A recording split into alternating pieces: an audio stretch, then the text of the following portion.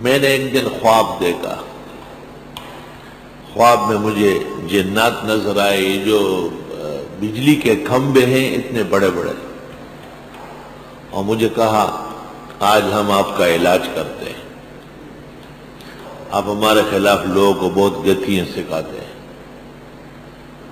اور ہم آپ کی آیات الکرسیوں سے نہیں ڈرتے۔ اس طرح باقاعدہ خواب۔ میں نے کہا ابھی ڈر جاؤ گے۔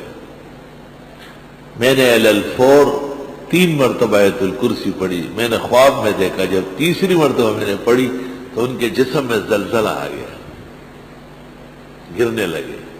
تو میں نے 2 دفعہ اور پڑھی تو بس دھوئیں نکل گئے اور پانی گرنا شروع ہو گیا۔